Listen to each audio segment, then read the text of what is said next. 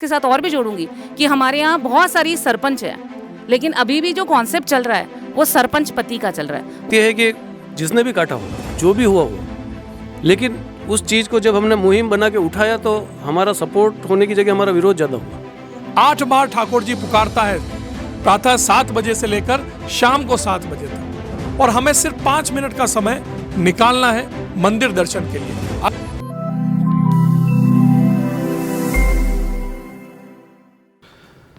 नव वर्ष और नव विमर्श दोनों का दिन है आज हम एक कोशिश कर रहे हैं कि समस्याओं के साथ उनके समाधान खोजे जाएं, क्योंकि ये जो नव वर्ष है और नव विमर्श है, नव विमर्श से जो ये समाधान निकलने हैं, अगर मैं कवि हूँ और 4 लाइनों में अगर बता सकूँ कि नव वर्ष नव विचारों के आदान प्रदान का है, नव विमर्श नव विचारों के आदान प्रदान का है, ये विमर्श समस्याएं और उनके समाधान का है, अपना शहर, अपने लोग, अपनी बातें, विमर्श उपचुनाव में सही मतदान का है। तो ये मतदान के लिए समस्याएं हम काफ़ी खोज के लाए, आज भी कुछ समस्याएं खोजेंगे, मगर एक कोशिश रहेगी कि उनके समाधान भी उनके साथ तलाशने की कोशिश करें। कोई सवाल नहीं होगा, कोई जवाब नहीं होगा, विशुद्ध एक चर्चा होगी, विशुद्ध विमर्श होगा, जिसमें शहर के गणमान्य लोग इस शहर से जुड़े हुए मुद्दों को टटोलने की कोशिश करेंगे। आइए चलते हैं, हम बात करते हैं और देखते हैं कि यहाँ से राजसमंद के क्या विषय निकलते हैं जिनको हम आगामी चुनाव जीत कर आने वाले विधायक के पास पहुँचा सकते हैं। सर्वप्रथम सभी उपस्थित सहभागियों को नववर्ष की शुभकामना, साथ ही राजसमंद वासियों को भी नववर्ष की शुभकामना, और राजसमंद एक्सप्रेस के माध्यम से जुड़े हुए जितने भी दर्शक हैं उन सबको भी शुभकामनाएं। साथ ही आप इस चैनल को भी सब्सक्राइब करें और यहाँ की जो समस्याएं हैं वो यहाँ तक इन लोगों तक पहुँचाएं ज़्यादा से ज़्यादा, तो ये आपकी बात को चुनावों में मुद्दों के रूप में उठावे प्रत्याशियों के समक्ष। सबसे बड़ा मुद्दा यहाँ राजसमंद में रोजगार का जो युवाओं के साथ है वो सबसे बड़ा मुद्दा है, और रोजगार के लिए यहाँ अवसर प्रचुर मात्रा में है, चाहे पर्यटन को लेकर देख लें, मार्बल व्यवसाय है, खनिज अथाह संपदा है खनिज के रूप में, लेकिन आज दिन तक इसको मार्बल मंडी के रूप में विकसित कर नहीं पाए हम लोग। साथ ही पौराणिक ऐतिहासिक जो धरोहर है हमारे पास, जिनका रखरखाव हम उचित प्रकार से कर नहीं पाए, तो पर्यटक यहाँ जितनी मात्रा में आना चाहिए आते नहीं हैं। जो अभी चुनाव हो रहे हैं उनमें प्रत्याशियों को भी ये देखना चाहिए और यहाँ के स्थानीय वासियों को भी देखना चाहिए कि किस प्रकार हमारा ये विकास हो, ऐतिहासिक धरोहरों का रखरखाव हो, मार्बल खनिज के जो संपदा है यहाँ, जो बरसों से यहाँ से दोहन हो रहा है, लेकिन उसको एक मंडी के रूप में विकसित नहीं कर पाए हैं, और इसमें कहीं ना कहीं राजनीतिक प्रशासनिक इच्छा शक्ति का अभाव रहा है। सुविधाएं सारी है, व्यापार सारा है, समृद्धि उससे आराम से हो सकती है, और रोजगार का काफ़ी फैलाव हो सकता है इस क्षेत्र के युवाओं के लिए। और मैं सोचता हूँ समाधान हमारे आसपास ही है, चाहे आवागमन को लेकर हो, चाहे मार्बल मंडी को लेकर हो, चाहे यहाँ के विकास को लेकर हो। ऐतिहासिक स्थल इतने ज़्यादा हैं, अगर उन पर थोड़ा सा फोकस करके काम किया जाए तो पर्यटन तो बढ़ेगा ही, पर्यटन के साथ साथ यहाँ जो रोजगार की जो वृद्धि होगी, छोटे छोटे रोजगार, चाहे वो हैंडीक्राफ्ट्स के रूप में हो, चाहे गाइड के रूप में हो, चाहे आवागमन के साधनों के रूप में हो, रेस्टोरेंट और काफ़ी सारी चीज़ें हैं जिनके अंदर इसमें रोजगार की काफ़ी संभावना है।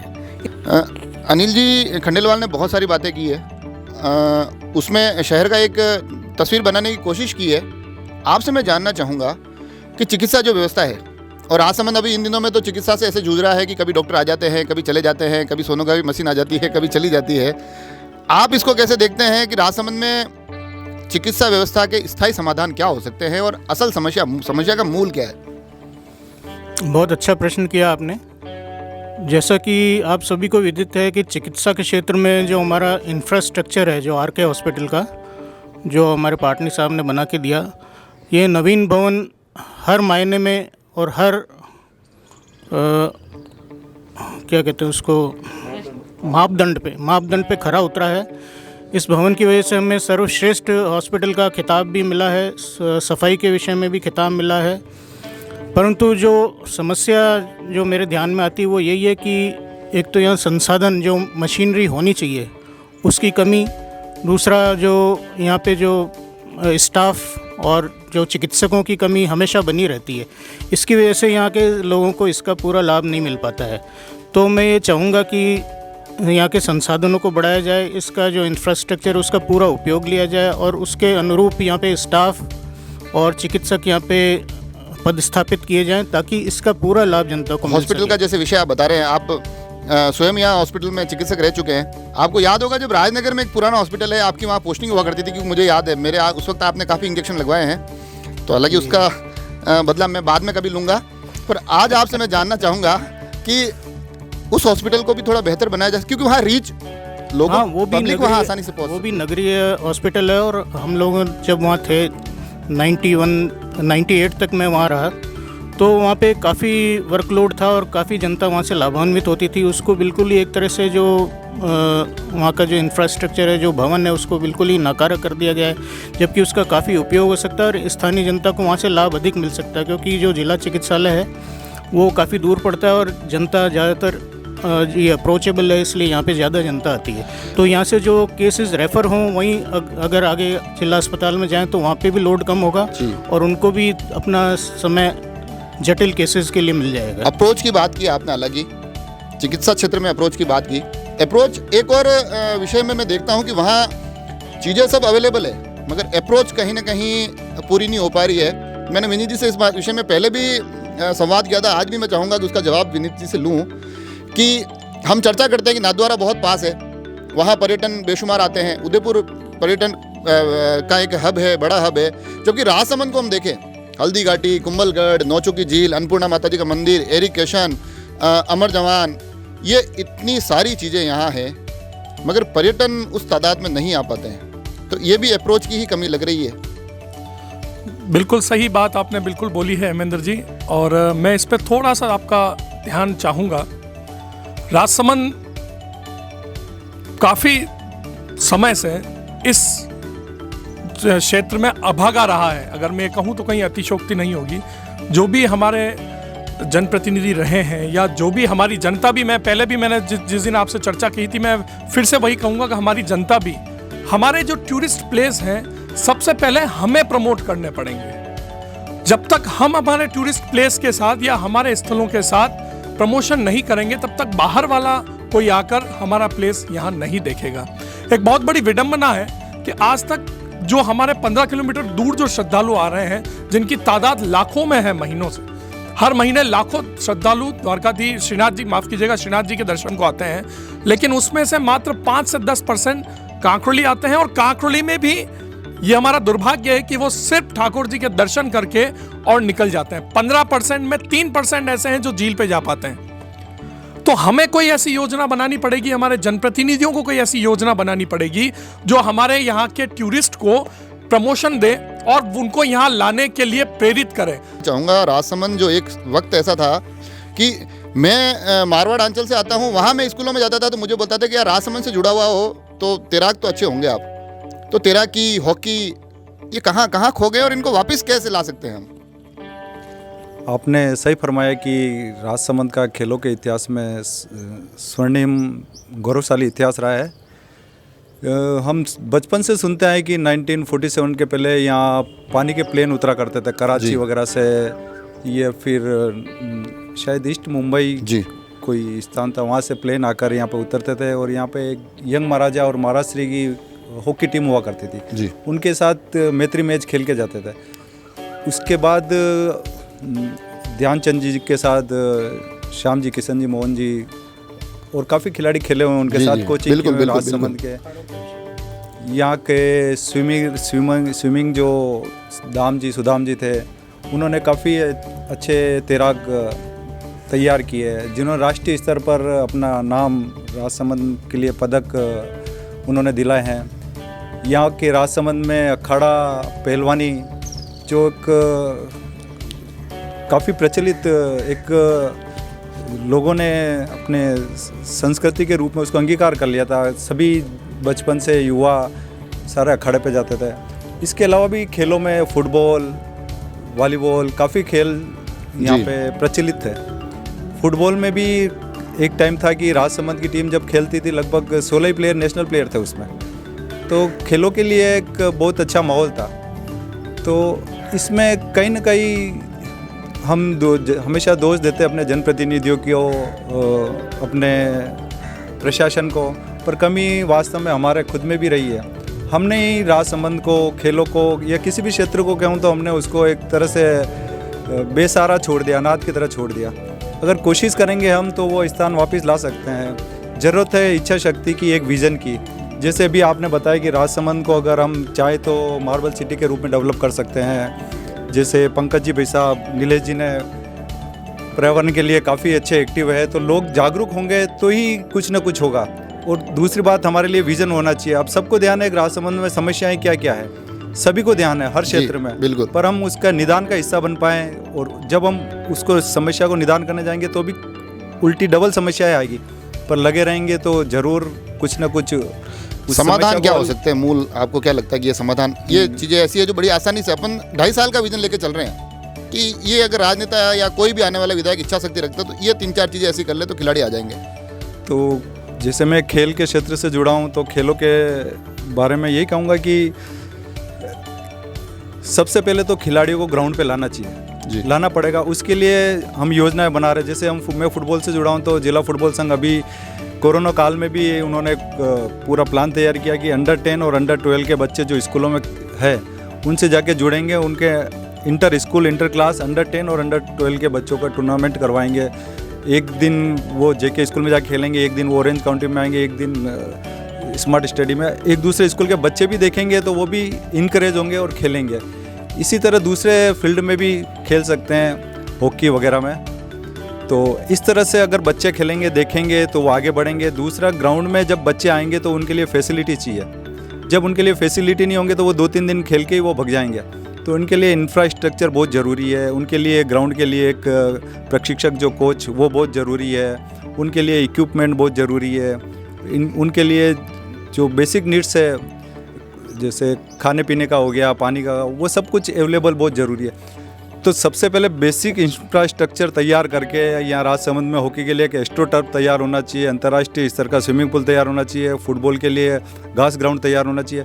ये सारे, और कोई बड़ी बात नहीं है, अगर हम सब लग जाएंगे तो विद इन 2.5 साल में ये सब खड़े हो सकते हैं। राजसमंद के पास DMT मद से लगभग 750 करोड़ रुपए थे। क्या 100 करोड़ रुपए, 50 करोड़ रुपए खेलों के लिए नहीं दे सकते हैं? हाँ, कि गवर्नमेंट सोचती है कि हमें पदक नहीं चाहिए, पर एक अच्छे नागरिक तो मिलेंगे, उससे अच्छा इंसान तो तैयार होगा। खेलों की बात हुई, शहर की बात हुई, विषय एक यहाँ ये भी आता है, बीच बीच में छन छन के नाम तो आते हैं, चाहे खेलों के माध्यम से भावना जाट का नाम आओ, गीता लोहार का नाम आओ। सांस्कृतिक रूप से देखे तो नेहा वैष्णव बड़ी चर्चाओं में रही थी, मगर फिर भी विनीता जी, नारी शक्ति इतनी मजबूत तरीके से या उस संख्या में, मैं तो इस कार्यक्रम का भी कहूँ तो यहाँ 7-8 लोग बैठे हैं, आप अकेले प्रतिनिधित्व कर रहे हैं पूरे वर्ग का, तो ये प्रतिनिधित्व आगे बढ़ाने की क्या प्लानिंग है, क्या व्यवस्था रहने वाली है? थैंक यू हेमेंद्र जी। आपने कह दी मेरी बात, मैं खुद ही कहने वाली थी कि महिलाओं में ऐसा नहीं है कि टैलेंट नहीं है, उनके अंदर समझ नहीं है। वो दुनिया की आधी आबादी है, और आधी आबादी होकर के भी वो पूरी आबादी को लेकर के चल रही है। आज अगर परिवार में एक महिला नहीं है तो सारी चीज़ें बदल जाती हैं। हमारे यहाँ जो सबसे बड़ी कमी है कि हमने महिलाओं को अभी इस लेवल तक संवेदनशील नहीं किया है कि वो ये समझे कि घर परिवार के साथ साथ में हमारी जिम्मेदारी हमारे देश के लिए भी है, हमारे राष्ट्र के लिए भी है, और हमारे समाज के लिए भी है। वो सिर्फ और सिर्फ अपने परिवार तक समर्पित है और वहीं तक सीमित है। ज़रूरत है उन्हें अपनी क्षमताओं को पहचानने की। हम बहुत पुरजोर कोशिश कर रहे हैं कि महिलाओं को बाहर निकालें घर से, वो अपनी जिम्मेदारियों को परिवार से बाहर निकल करके देखें। और मैं तो ये कहूँगी कि परिवार से बाहर निकल कर जिम्मेदारी देखने से पहले वो खुद की जिम्मेदारी समझे। आज अगर हम घर की बात करते हैं तो महिला घर में सबसे आखिर में खाना खाती है। वो ये सोचती है कि अगर कुछ बच जाएगा तो मैं खा लूँगी, अगर नहीं बचेगा तो नहीं खाऊंगी। तो क्या उस महिला को ये नहीं सोचना चाहिए कि अगर मेरा स्वास्थ्य ठीक नहीं होगा तब भी मेरे घर की स्थिति जो है वो बिगड़ती जाएगी? आप वो विषय हमको बता रही है, पर फिर भी मैं जानना चाहूँगा कि हम समाधानों पे भी चर्चा करना। बिल्कुल बिल्कुल। और राजसमंद एक ऐसा जिला है, यहाँ से सांसद है, महिला है, बिल्कुल, जो भूतपूर्व हमारे जो विधायक थे, पूर्व विधायक किरण जी, हालांकि आज हमारे बीच में नहीं है, वो महिला थे। अभी जो चुनावी समर है उसमें जो प्रबल 2-3 दावेदार है उसमें भी एक महिला है। जिला प्रमुख आज महिला है, उप जिला प्रमुख सभापति भी महिला रहे हुए हैं। और इस प्रकार से महिलाओं का अच्छा खासा, और हमारे जो सीईओ मैडम है वो वो भी महिला है, महिला है। तो अच्छा खासा प्रतिनिधित्व तो है। तो बिल्कुल। अब उसके बाद वो उस रास्ते पर कैसे बढ़ा जा सकता है? सर ये बहुत सही आपने कहा है कि हमारे यहाँ पर महिलाओं का वर्चस्व रहा है। मैं एक काट के एक लाइन और जोड़ना चाहूंगा कि हाँ हमारा जी। ये प्रयास रहेगा कि आज विनीता जी महिलाओं को अबला दिखाने की बजाय सबला वाले विषय पे- मैं बिल्कुल उसी सबला वाले विषय पे आ रही हूँ कि महिलाएं एक बार अपनी सबल तो वो हैं, मैंने अबल नहीं कहा, मैंने तो ये कहा है कि अगर महिला अपने घर के काम को छोड़ देगी तो शायद आप सभी अभी यहाँ पर मौजूद नहीं होंगे। पूरा घर, पूरा मैनेजमेंट वही संभालती है। जहाँ महिलाएं जिन महिलाओं ने प्रतिनिधित्व किया है उनकी संख्या बहुत कम है। तो ज़रूरत यह है कि महिलाओं को हम लोग थोड़ा सा सशक्त बनाएं कि वो अपने रोल को पहचाने, और साथ साथ में हमें ये भी करना होगा कि महिलाओं के लिए जागरूकता फैलाने की बहुत ज़्यादा ज़रूरत है कि वो खुद के प्रति जागरूक हो। उनके अंदर जो क्षमता है उनको वो अपने गांव के स्तर तक तो लेकर के आई है, वो पढ़ने में भी अच्छा पढ़ती हैं, लेकिन जब अपने शहर से बाहर निकल करके आगे जाने की कोई बात आती है तो वो वहाँ पर सीमित हो जाती है। आपने ये कहा, मैं इसके साथ और भी जोड़ूंगी कि हमारे यहाँ बहुत सारी सरपंच है, लेकिन अभी भी जो कॉन्सेप्ट चल रहा है वो सरपंच पति का चल रहा है। उसका कारण सिर्फ इतना है कि महिला को लगता है कि ये मेरे बस का काम नहीं है, क्योंकि मेरा रिजर्वेशन है, मेरा आरक्षण है, तो टिकट मुझे मिला है। तो हमें ये करना होगा कि उस महिला को जाकर के बताना है कि आप कर सकती हो और आपको करना चाहिए और आपको आगे निकल करके आना चाहिए, क्योंकि जैसी जिम्मेदारी परिवार की है वैसी समाज की भी है। निस्संदेह महिलाएं बहुत अच्छा कर रही हैं, उनको थोड़ा सा प्लेटफॉर्म हम थोड़ा सा और पुशअप करेंगे तो वो ज़्यादा अच्छे से कर सकती। और चूंकि हमारे यहाँ जनप्रतिनिधि महिलाएं रही हैं तो उनसे ये अनुरोध है कि वो तो सशक्त हो चुकी हैं, वो अपना प्रभाव दिखा रही हैं, वो अपना काम बहुत अच्छे से कर रही हैं, लेकिन वो अपने साथ साथ अपना एक तबका जो है महिलाओं का तबका, उसको आगे बढ़ाने के लिए हम काम करें।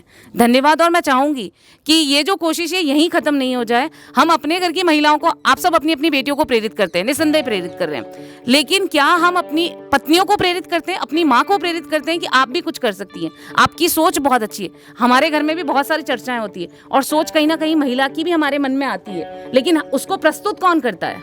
पुरुष। तो थोड़ा सा प्रस्तुतिकरण में महिलाओं का रोल आगे बढ़ाने की ज़रूरत है। हालांकि मेरे तो मदर पहले सरपंच रहे हुए हैं और मेरी धर्मपत्नी जी टीचर हैं, गवर्नमेंट टीचर है, तो मैं तो इन आरोपों से थोड़ा सा मुक्त हूँ अभी। पर महिलाओं की स्थिति तो आपने सुधारने की बात की। नीलेश जी भाई साहब, झील की स्थिति कैसे सुधरेगी? बचपन से सुनते आ रहे हैं कि राजसमंद झील और द्वारकाधीश मंदिर भारत नहीं पूरे विश्व में प्रसिद्ध है और हैं। काफ़ी लोग आते हैं दर्शन, द्वारकाधीश मंदिर में दर्शन करते हैं, उस पर राजसमंद झील पे आते हैं। पर पिछले कुछ सालों से ये कुछ ऐसा परिवर्तन हुआ है कि दर्शनार्थियों की संख्या भी घटी है और पर्यटक भी कम आ रहे हैं। बहुत सालों पहले मुझे ध्यान है कि एक मेवाड़ कॉम्प्लेक्स नाम की कोई योजना बनी थी राज्य सरकार की। उसके अंदर मेवाड़ कॉम्प्लेक्स में दिवेर, चावंड और ऐसे कुछ स्थान उदयपुर को शामिल किया गया था। फिर बाद में नाथद्वारा को शामिल किया, राजसमंद को उपेक्षित छोड़ दिया गया। किन्हीं नेताओं ने उठाया मुद्दे को कि इसको मेवाड़ कॉम्प्लेक्स में शामिल किया जाए। चर्चा चलती रही, सरकारें बदलती रही, मेवाड़ कॉम्प्लेक्स में राजसमंद को शामिल नहीं किया। उसके बाद कृष्णा सर्किट की बारी आई, उसमें भी कृष्णा सर्किट में दूसरे देवालयों को जोड़ दिया, राजसमंद के द्वारकाधीश मंदिर को छोड़ दिया गया। राजसमंद, सभी को मालूम है कि राजसमंद नाम का कोई शहर 10 अप्रैल 1991 से पहले कोई था ही नहीं।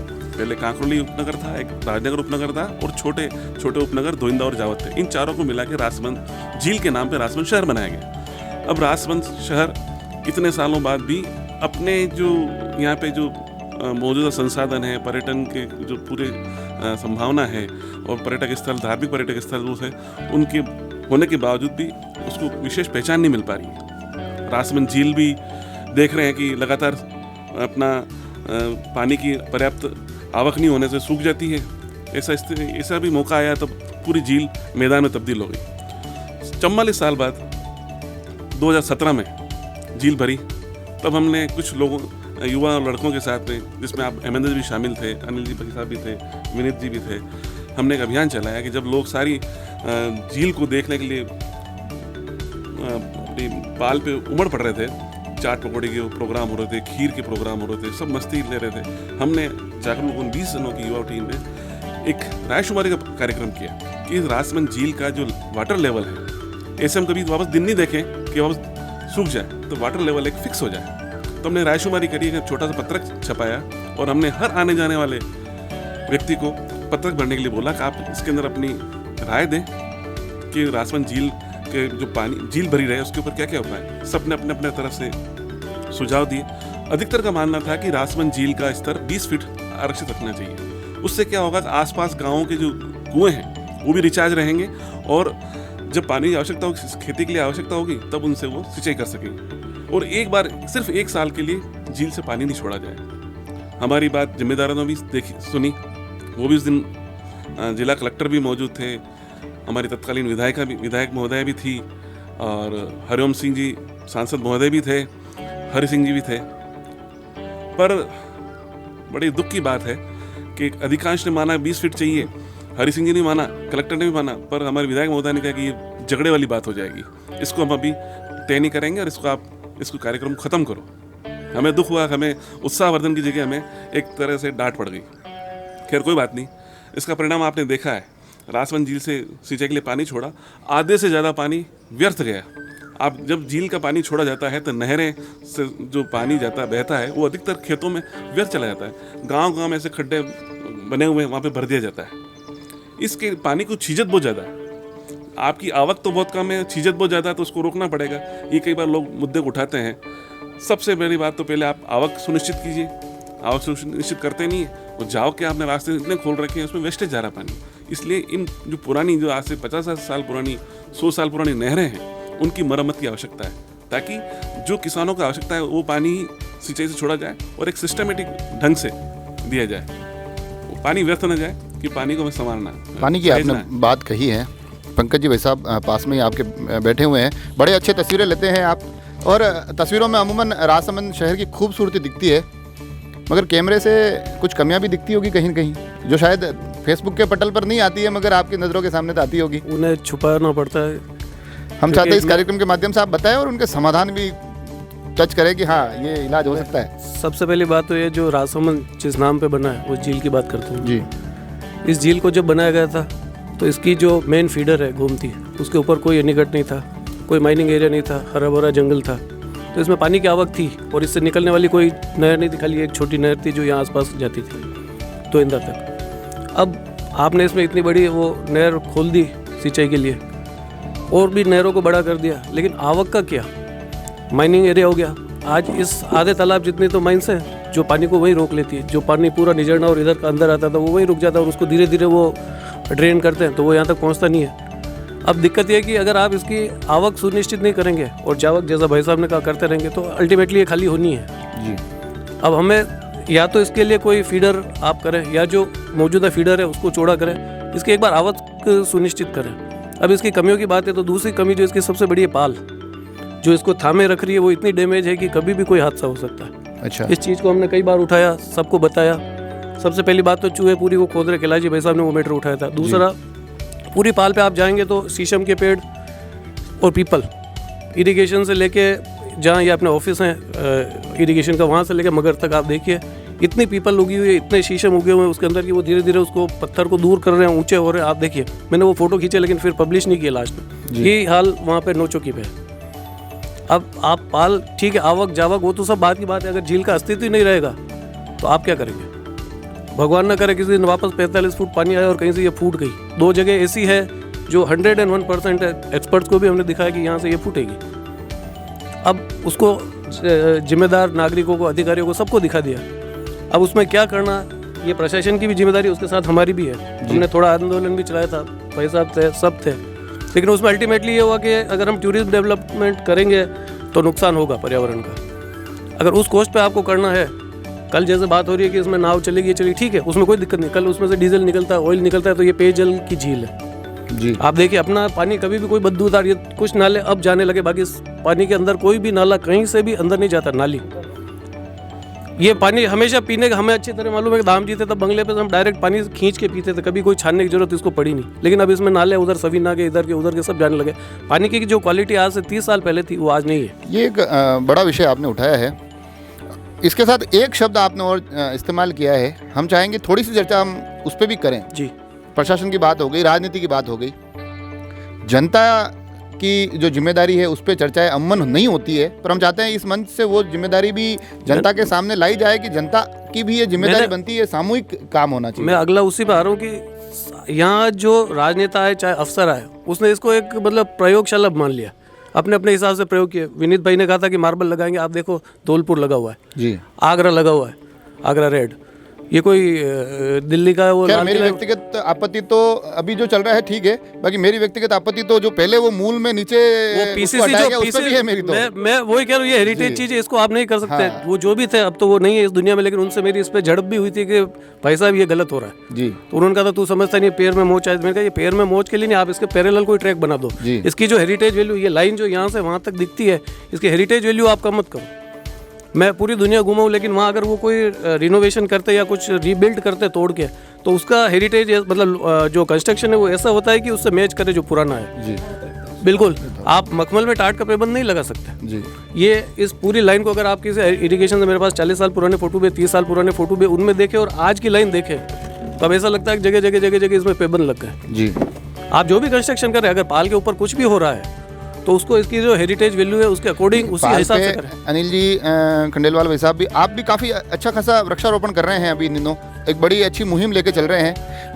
ये इसलिए मैं उल्लेखित कर रहा हूँ क्योंकि ये जनता के सहयोग से हुआ है। ऐसे कुछ और काम हो सकते हैं जो जिसमें जनता अगर जागरूक हो तो राजसमंद की तस्वीर बदलने में एक बड़ी भूमिका निभा सकती है। हेमेंद्र जी, आपने ठीक बताया कि वृक्षारोपण को लेकर सुबह शाम भ्रमण करने वालों ने इरिगेशन गार्डन में अपने प्रयास से, समस्याएं सबको दिख रही है, पर्यावरण को लेकर समस्याएं दिख रही है, और घूमने वालों ने स्वयं ने समाधान निकाला उसका कि हम स्वयं वृक्षारोपण करें। इवन रख रखाव के लिए अंदर पाइपलाइन, पानी की पाइपलाइन, लगभग 3 लाख से ज़्यादा की लागत सभी घूमने वालों ने अपनी जेब से लगाकर उसको एक 250 पौधे के लगभग अच्छा विकसित किया है। काफ़ी उसमें डॉक्टर साहब का भी सहयोग है, नीलेश जी भाई साहब और काफ़ी लोगों का। वो अवधारणा भी हमारी बहुत सीधी सी, नारायण गुर्जर जो हमारे यहाँ के शहीद हुए हैं उनको लेकर एक सहयोग की भावना जगी थी सब में। फिर बाद में ऐसा लगा कि कहीं ना कहीं हमें शहीदों को सम्मान देने के लिए एक स्मृति उपवन बनाना चाहिए, और उसके लिए वो हमें उचित लगा और हमने उसका समाधान बनने का प्रयास किया कि पर्यावरण में हम खुद कुछ करके बताएं। पीछे पेड़ काटे गए थे, पंकज जी भी साथ थे, वो विषय कैसे क्या था और उसमें कुछ कार्रवाई हुई क्या? जिसने भी काटा हो, जो भी हुआ हो, लेकिन उस चीज़ को जब हमने मुहिम बना के उठाया तो हमारा सपोर्ट होने की जगह हमारा विरोध ज़्यादा हुआ। अच्छा, जिम्मेदार लोगों ने हमें ये कहा कि ये तो बबूल और ये और वो नीम और ये तो सब कटते हैं, इसको कोई बड़ी बात नहीं। मैंने यही कहा, मैंने कहा ना तो हरा ये वाला देशी बबूल कटता है ना नीम कटता है, अंग्रेजी बबूल आप काट सकते हो। फिर उनको सुधार करना पड़ा, जब ऑर्डर निकले थे तो उन्होंने फिर अंग्रेजी बबूल भी कटने से रोक दिया, जो भी था। मैं किसी का नाम या किसी का नहीं रहा, तो मतलब जिम्मेदार लोग भी ये नहीं जानते कौन सा पेड़ कट सकता है कौन सा नहीं, और विनाश हो चुका। जो विषय खैर काफ़ी गंभीर है, हो सकता है कभी इसके बाद हम एक बार बैठे हैं जो इसी विषय पे केंद्रित करके भी कार्यक्रम बनाया जा सकता है, उसकी भी रूपरेखा रखेंगे। शहर के तमाम विषय हम चर्चा कर रहे हैं। विनीता जी से मैं अब जानना चाहूँगा कि महिलाएं या आपके जो खुद की फाउंडेशन है, आप काफ़ी एक्टिव रहते हैं शहर की इस जिम्मेदारी में, आपकी पाइपलाइन में ऐसे कुछ प्रोग्राम्स है कि हाँ महिलाएं या आपकी जो टीम है वो कुछ ऐसे कुछ पर्टिकुलर कार्यक्रम लेके चलेगी, हाँ इसके माध्यम से हम शहर की दिशा और दशा बदल सकते हैं? सर बहुत बड़े लेवल पे तो अभी हम नहीं कहेंगे, हमने एक छोटा सा गांव गोद ले रखा है, नौगामा की बील बस्ती, उन्हीं बच्चों के साथ हम काम कर रहे हैं। वहाँ पर एक प्राइमरी स्कूल है, तो उसी स्कूल में अभी हमने मेडिसिनल प्लांट का प्लांटेशन किया, क्योंकि मैं एक वनस्पति विज्ञान से बिलोंग करती हूँ, तो इसीलिए मैंने अभी भी आप सभी के सामने ये प्रपोजल रखा था कि अगर हम कोई प्लांटेशन का प्रपोजल रखते हैं तो हमारा फाउंडेशन उसके साथ में खड़ा है, और हम चाहेंगे कि ये जितनी भी खाली ज़मीन है, सिर्फ हमारे पास एक बार खर्चा होगा गूगल के पौधे ला करके लगाने का, उसको कभी देखने की ज़रूरत नहीं। जो भी व्यक्ति है उस मंगरी के पास में रहता है, चाहे वो ट्राइबल है, चाहे वो गमेती है, या चाहे कोई भी बेरोजगार है, तो उससे 2 चीज़ें मिलेगी, रोजगार मिलेगा उसको, और गूगल एक्सपोर्ट होता है सीधे सीधे, और अच्छा खासा चैनल है। तो हमारे फाउंडेशन की तरफ से, और यहाँ पर महिलाओं का रोल बहुत इंपॉर्टेंट है। आज भी खेतों में आप कटाई का समय जाकर के देखेंगे तो महिलाएं कर रही, तो हम उनको थोड़ा सा प्रोवोक करेंगे, और वो सब एनिमल हस्बेंड्री जो है, पशुपालन, उसमें भी वो लगी हुई है, तो वो बहुत अच्छे से संभाल लेंगी। इवन बच्चे तक संभाल रहे हैं। वो जो पौधे अभी हमने पत्थर चिट्टा के लगाए बहुत अच्छे से बड़े हो गए हैं। तो हम चाहते हैं कि महिलाओं को हम थोड़ी सी जिम्मेदारी भी देंगे और उनको जोड़ेंगे भी हैं, ताकि वो भी कुछ कमा सकें और अपनी तरफ से पर्यावरण में अपना एक कंट्रीब्यूशन दे सके। अच्छे प्रयास हैं आपके, हालांकि आप सभी लोग अच्छे अलग अलग स्थानों से जुड़े हुए हैं, पर्यावरण से, महिलाओं से। डॉक्टर साहब एक बड़े ही रोचक विषय से जुड़े हुए हैं, फिल्म निर्माण से। डॉक्टर साहब 3 दिन पहले एक पिक्चर आ रही थी, मैं देख रहा था, पुलिस और मुजरिम उस पिक्चर का नाम था, और उसमें एक गाने में बड़ी खूबसूरत तरीके से नौचों की झील दिख रही थी। आजकल नहीं दिखती है फिल्मों में। क्या कारण रह गया? ऐसा क्या कारण हो गया कि अब फिल्म वाले इधर आना बंद हो गए हैं? जो बेसिक सुविधाएं जी नहीं मिलती हो, प्रशासन से सहयोग नहीं मिलता हो। वैसे हम लोगों को तो बराबर सहयोग मिल रहा है इस विषय में। जी। तो ये जो बड़ी कंपनीज क्यों नहीं आ रही आजकल, इस पर थोड़ा सा ध्यान देना पड़ेगा और इनको आकृष्ट करने के लिए कुछ अच्छी योजनाएं इनके सामने पेश करनी पड़ेगी। कार्यक्रम के हम अंत की तरफ चल रहे हैं। मनोज भैया से, क्योंकि आजकल एक सरकारी अध्यापक की बड़ी छवि अलग टाइप की हो गई है, मगर जब आपको देखते हैं तो इन दिनों स्थिति ये है कि लवाणा का नाम आता है तो लवाणा से जो अगला नाम जहन में आता है वो मनोज जी हाड़ा का आता है। तो ये एक जो इच्छा शक्ति आपने उस विद्यालय में दिखाई, क्या अगर विशुद्ध रूप से अगर अध्यापक ऐसी इच्छा शक्ति रखे हैं या फिर प्रशासन का भी इसमें कोई रोल रहा है, या इस प्रकार से और स्कूलों की दशा दिशा कैसे बदल सकते हैं? जैसा कि आज की परिचर्चा हम समस्याओं के समाधान पर ही केंद्रित है, कैसे समस्याओं का निराकरण करें। तो जैसे मैं खिलाड़ी था तो क्या क्या समस्याएं होती थी, जब मैं खेलता था क्या क्या हम अच्छा कर सकते हैं, तो वही मेरे जहन में था। जब मैंने वहाँ अपनी नौकरी ज्वाइन की तो मुझे जब मैं पढ़ता था खेलता था, मुझे किस चीज़ की ज़रूरत थी तो वो सब मैंने बच्चों को अवेलेबल कराई। जो बेसिक नीड्स थी बच्चों को खेलने के लिए, जो बेसिक इंफ्रास्ट्रक्चर है, स्वच्छ शौचालय हो, पीने का साफ पानी हो, तो वो सारी सुविधाएं कोशिश की उनको देने के लिए, उनके लिए एजुकेट करने के लिए। एक मनोज भैया की मैं बात काटूंगा, एक आप सभी बाकी सबको बताना चाहूँगा। अभी बीच में मैं लवाणा जाके आया, मतलब स्टूडेंट्स के लिए जो कर रहे हैं वो सामने आ रहा है, विद्यालय के जो कर रहे हैं वो सामने आ रहा है और बहुत अद्भुत चीज़ें हो रही है। मगर जो बाकी का स्टाफ है ना, वहाँ पे इन्होंने उन सबको भी रचनात्मकता से इतना जोड़ दिया है कि अब वो मैडम गिटार बजाते हैं, गाना गाते हैं और बड़ी एक हेल्दी एटमॉस्फेयर वहाँ क्रिएट हो गया है। लोगों में भी एनर्जी लेवल अलग है। हम लोगों ने अभी भाड़ा के पास में ही आपके गांव के पास में नरेगा की एक साइट है, वहाँ पे हमने काम किया था और महिलाओं से हमने कहा था कि जो हम विश का प्रोग्राम कराते हैं, वुमेन आइकॉनिक शो, तो वो शो हम आप लोगों के लिए करवाएंगे, क्या आप लोग पार्टिसिपेट करेंगे? उन्होंने कहा मैडम आप आइए, सर से बात करिए, उनका कैंपस भी हम वो अवेलेबल करवाएंगे और हम लोगों के साथ में मिलकर के काम करेंगे। तो ये एक बहुत बड़ा सामाजिक परिवर्तन है कि आप कम्युनिटी की सोच को बदल पा रहे हैं। बिल्कुल बदलनी चाहिए और काफ़ी अच्छा रहा और मुझे लगता है कि अगर ऐसे प्रयास होंगे तो शायद इन सामाजिक संस्थाओं की ज़रूरत समाप्त हो जाएगी। धन्यवाद। जैसे कि हम समस्याओं के निराकरण की बात कर रहे हैं, तो अपने राजसमंद जिला स्थापना के लगभग 30 वर्ष हो गए।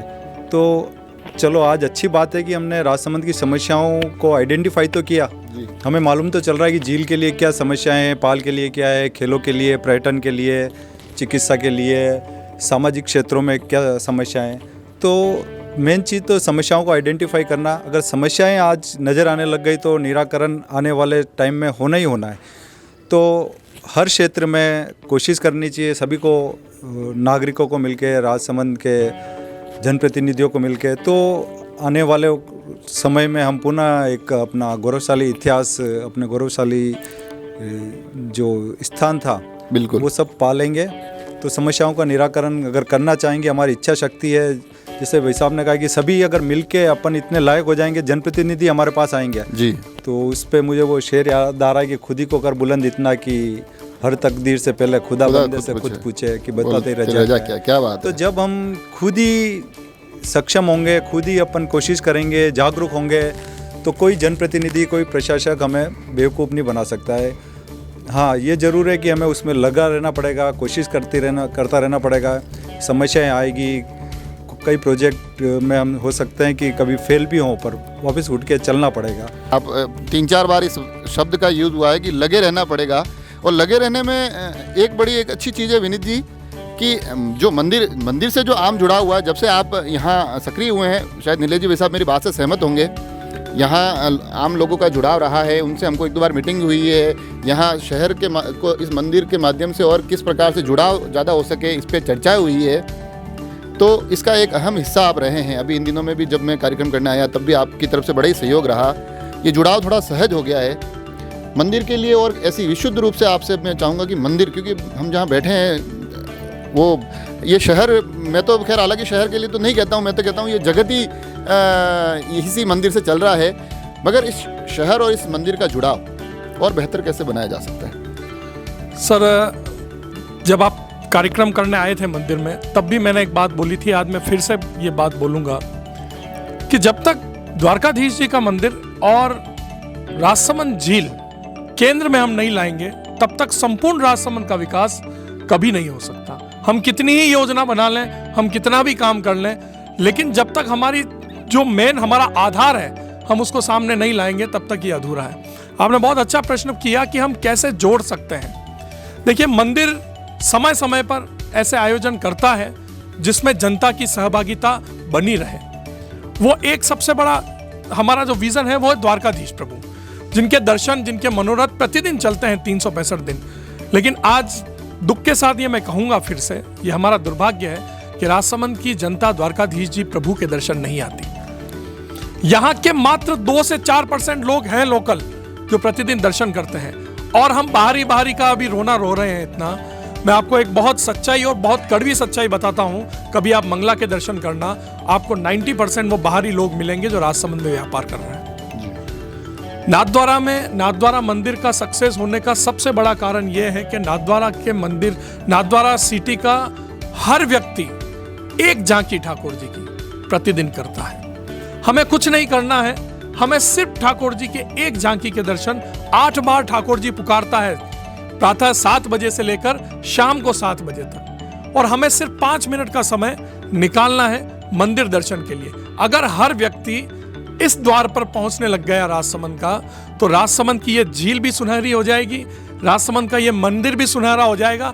और फिर जो प्रमोशन की बात है, जो बाहर से लोगों को लाने की बात है, वो हमें करने की जरूरत नहीं पड़ेगी। वो सारे लोग, आजकल मोबाइल इतना जबरदस्त आ गया है कि एक सेल्फी जो है वो काम कर जाती है। वो बगा खेड़े वाला भाई साहब ने कल वो वेब सीरीज डाली है। तो ये मोबाइल युग है और टेक्नोलॉजी युग है। अब हम हमारी संस्कृति और हमारा जो आधार है उसको टेक्नोलॉजी के साथ मिलाकर किस तरह से लोगों को आकर्षित कर सकते हैं, ये हमें करना पड़ेगा। बाकी मंदिर आपके लिए सदैव तत्पर है। आप जब भी राजसमंद के विकास के लिए मंदिर की बात करेंगे या मंदिर की सहायता की बात करेंगे, हम सबसे पहले आपके साथ खड़े होंगे। विनीत भैया की बात को आगे बढ़ाते हुए मैं कहूँगा कि एक शेर है कि काबे से बुत कदे से, कभी बज़ में जाम से, आवाज़ दे रहा हूँ तुम्हें हर मकाम से। तो ये तो आवाज़ दे रहा है, सुन हम नहीं रहे। आपने बताया नाथद्वारा का, तो नाथद्वारा की प्रोग्रेस का यही कारण है कि चाहे आदमी झांकी करे नहीं करे, लेकिन वो दिल से मंदिर के साथ जुड़ा हुआ है जी। हमारे यहाँ लोकल आदमी का जुड़ाव नहीं है, वो दर्शन नहीं आता, दैट इज़ अनदर मैटर, बस जुड़ा होना चाहिए भाई, हाँ ये द्वारकाधीश प्रभु मेरे हैं। तो चर्चा के समापन में कि भाई हम यहाँ जो 8-10 बैठे हैं उसमें मैं तो कुछ नहीं हूँ, लेकिन आप सब विनीत भैया जैसे मंदिर से जुड़े, मनोज भैया खेल से जुड़ा है, आप चिकित्सा के साथ फिल्म में और सबसे जुड़े, ये पूरा वहाँ पर्यावरण विकास में जुड़े, वकील साहब होते हुए इतने जागरूक है, हर मुद्दे पे सबसे आगे रहते हैं। तो मैं ये चाहता हूँ जो यहाँ 5-7 ऐसे नहीं, यहाँ कम से कम 1000, 2000, 500 आदमी हो जो इतने जागरूक हो, तब जाके प्रशासन की नींद टूटेगी, तब जाके वो एक्सपेरिमेंट करना बंद करेंगे, अनाप शनाप जो भी अपने यहाँ हो रहे हैं। जैसे ये मैडम अभी बता रही गूगल, ये तो ये नया आइडिया है, नया आइडिया मिलेगा तब कि जब आप सब बैठेंगे बात करेंगे। तो मैं अपने अपने क्षेत्र के जो भी अग्रणी दिग्गज है, मैं कह रहा हूँ खेल, अब अपन एस्ट्रोटर्फ और स्विमिंग पूल की बात कर रहे हैं, किशन जी और उन्होंने मुझे हॉकी सिखाई, दाम जी ने मुझे तैराकी सिखाई, तब इंटरनेशनल और नेशनल लेवल के खिलाड़ी आते थे, कुछ भी नहीं था। मैं ये नहीं कह रहा हूँ जरूरत नहीं की, जरूरत है, लेकिन उससे पहले ऐसे जो कोच शिक्षक है उनकी जरूरत है। एस्ट्रोटर्फ होगा, ओलंपिक ग्रेड का आपका स्विमिंग पूल होगा, उससे कुछ नहीं होगा। सिखाने वाला जब तक नहीं होगा गुरु, कुछ नहीं होने वाला।